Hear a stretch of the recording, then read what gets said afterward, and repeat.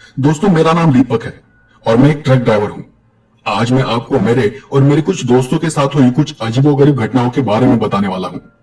हम लोगों का काम ही ऐसा है कि हमें रात देर रात तक अपने घर से दूर रहना पड़ता है। माल की डिलीवरी के लिए नई नई जगहों पर जाना पड़ता है, नए नए रास्तों से गुजरना पड़ता है, लेकिन कुछ रास्ते हमारे लिए अनजान होते हैं और कई बार ऐसे रास्तों पर हमें कुछ अजीब और डरावने अनुभव आते हैं। जब कभी हम ऐसे सुनसान वीरान रास्तों पर अपनी ट्रक को लेकर निकलते हैं तो हमें बहुत ही अजीब और डरावनी चीजें नजर आती है।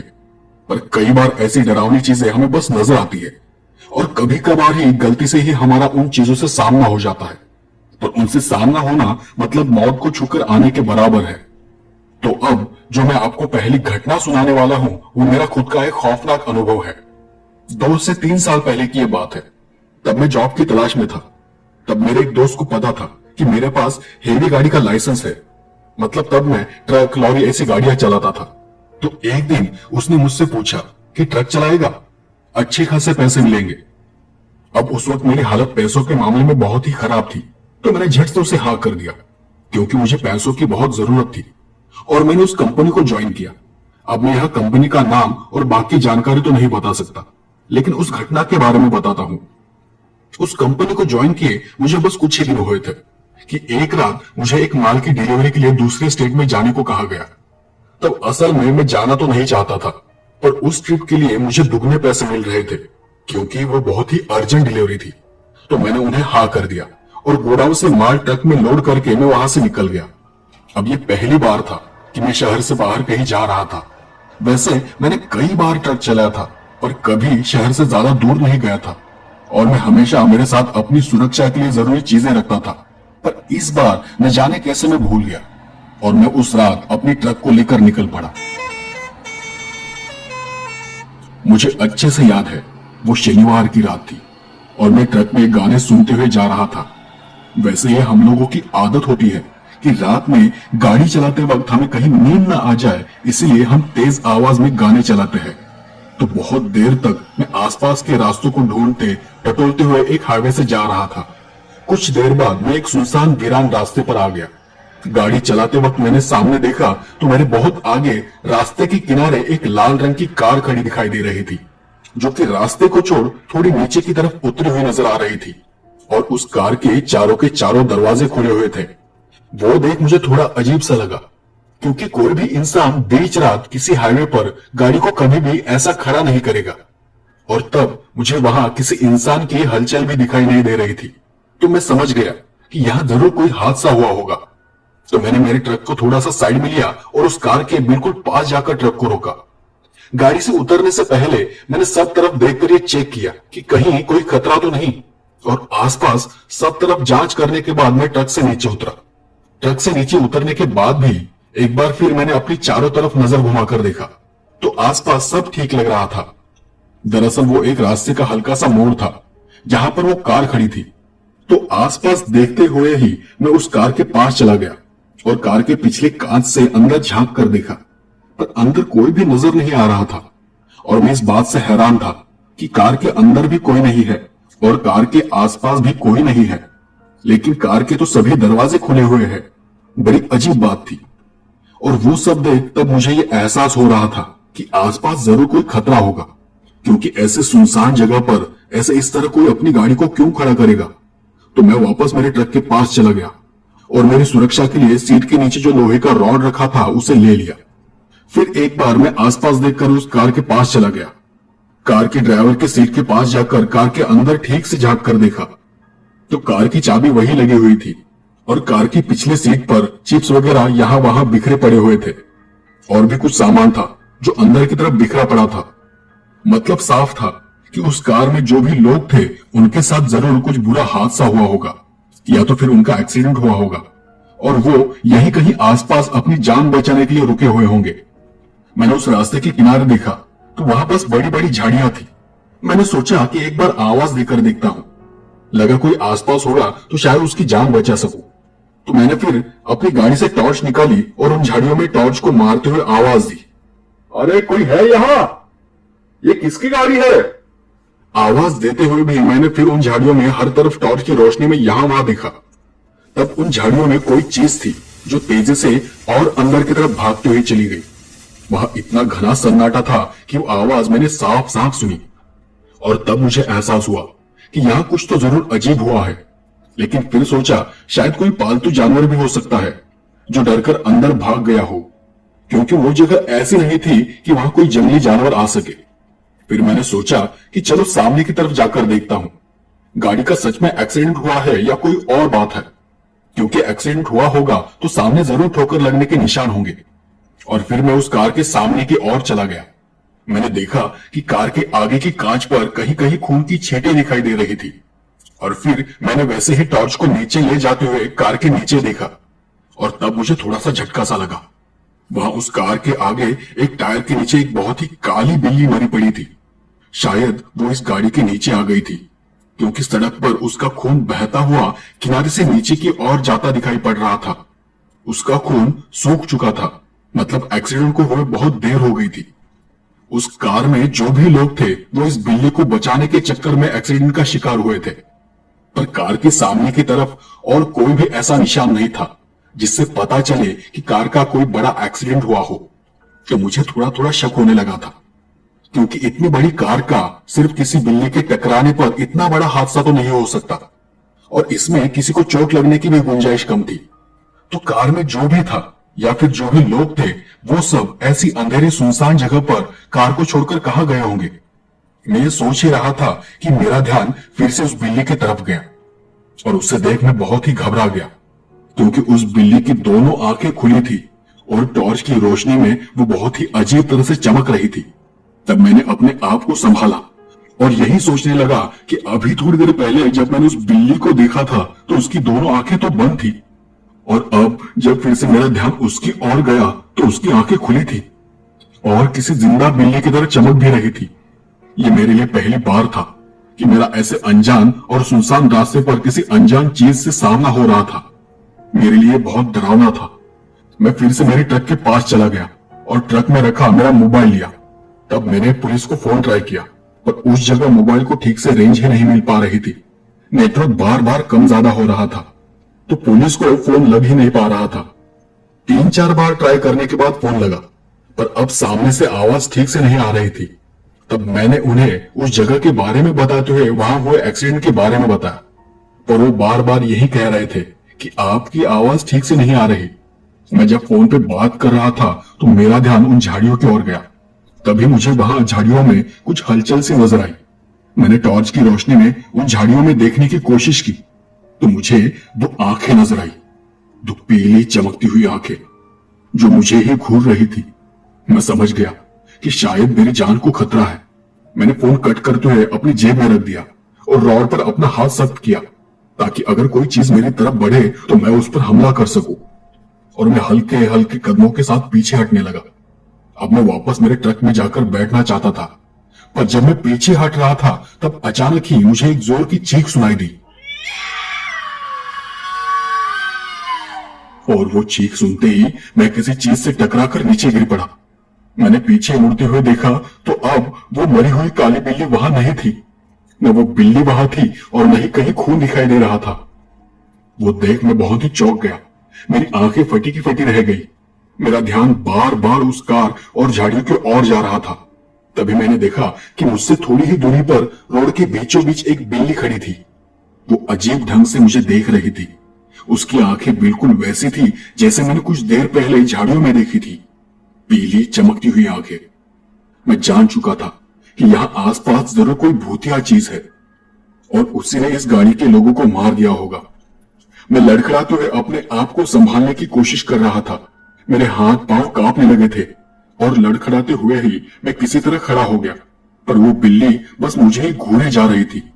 ट्रक मुझसे ज्यादा दूर नहीं था और मैं पीछे मुड़कर ट्रक की तरफ भागने लगा, पर जब तक मैं ट्रक तक पहुंच पाता वो बिल्ली मेरे पीछे पीछे आने लगी और उसके साथ ही उसका आकार भी बढ़ता चला जा रहा था।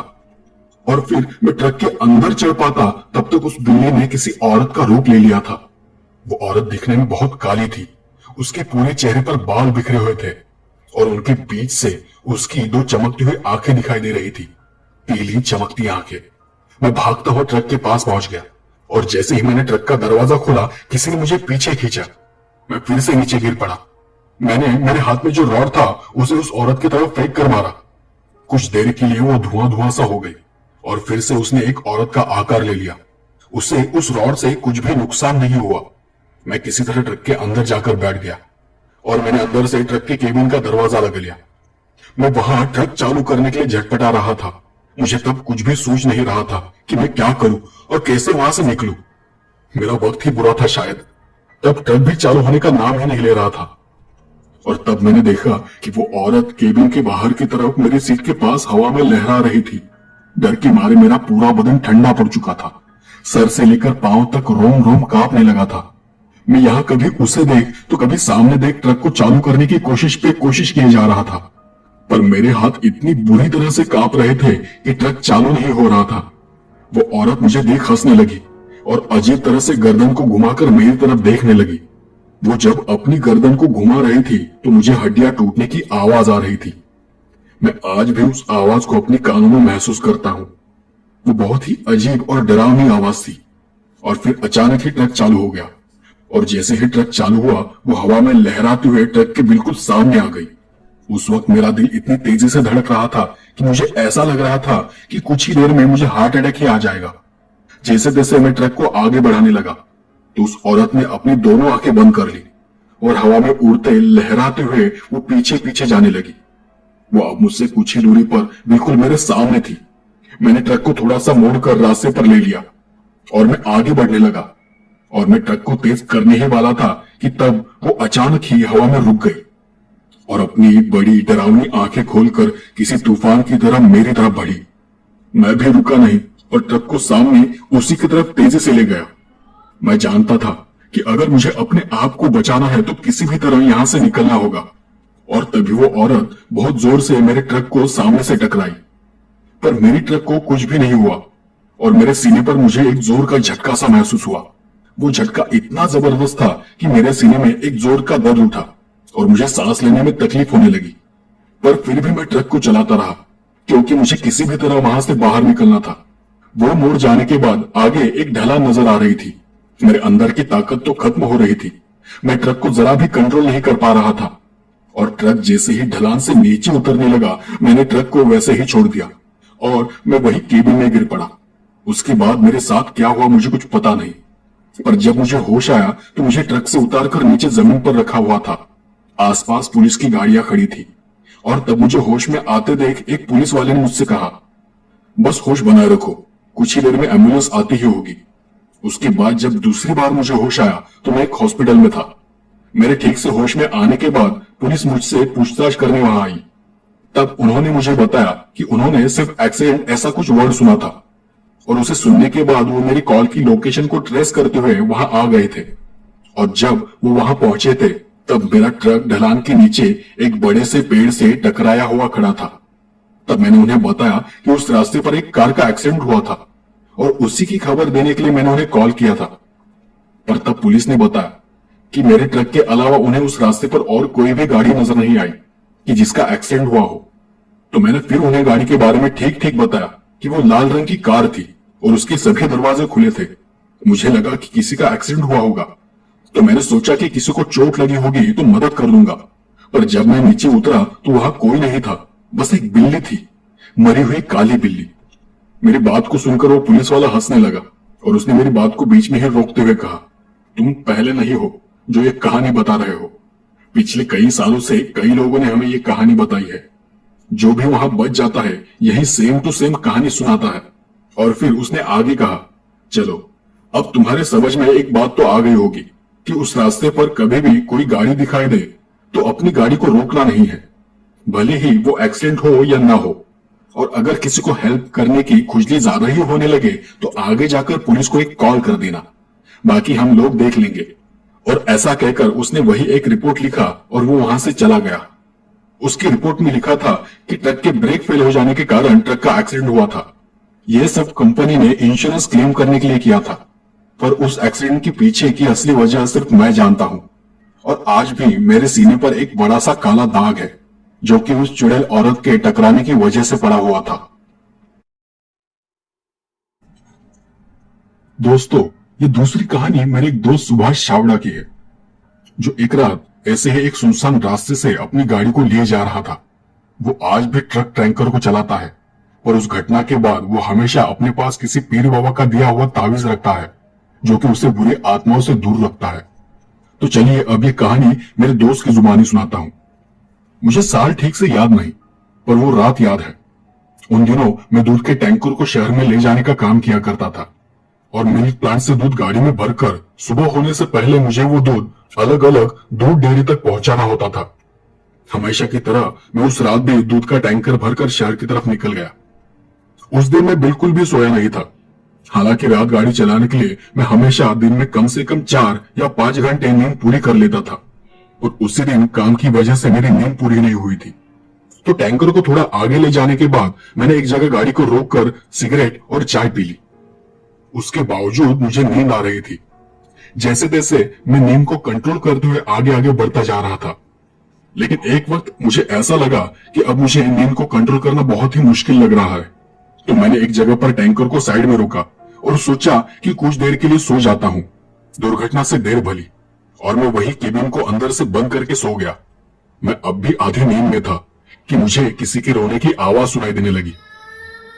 मुझे समझ नहीं आ रहा था कि यह हकीकत में आवाज आ रही है या फिर मैं सपना देख रहा हूं। मैं नींद में ही उस आवाज को सुनने की कोशिश करने लगा। वो किसी बच्चे की रोने की आवाज थी। मैं झट से उठकर बैठ गया। ऐसी जगह पर किसी बच्चे की रोने की आवाज कैसे आ सकती है?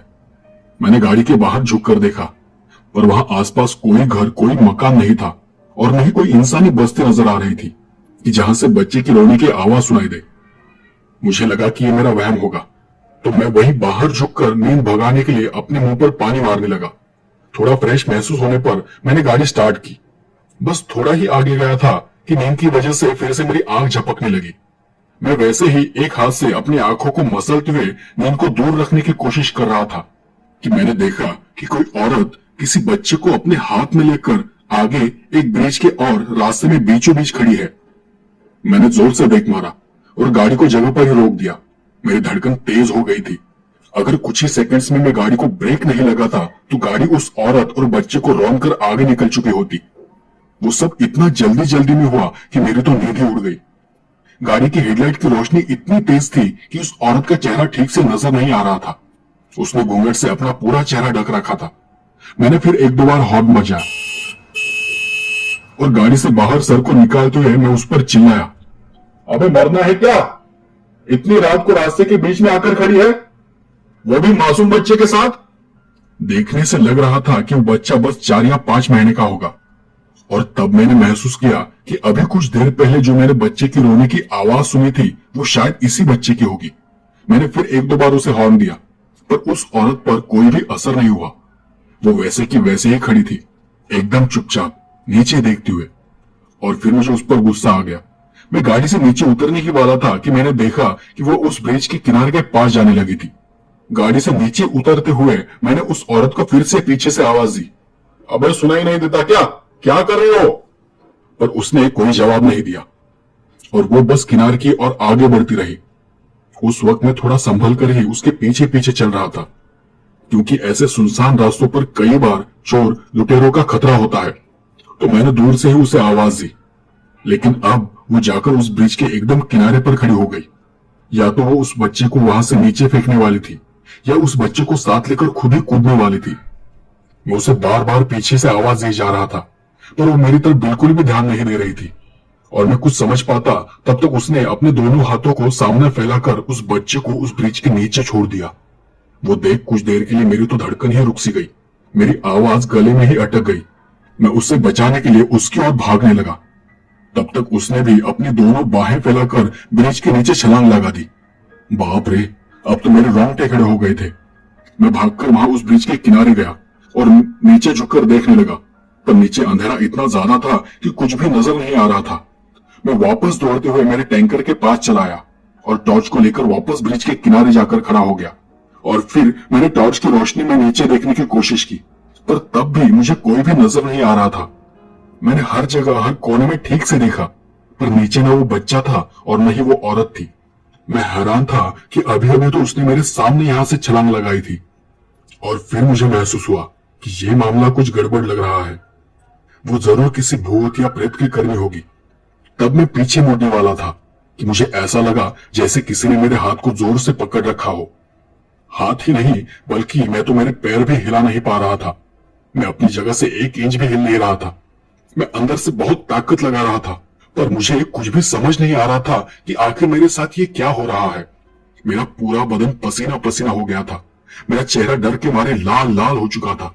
वहां कोई भी नहीं था कि जिससे मैं मदद मांग सकूं।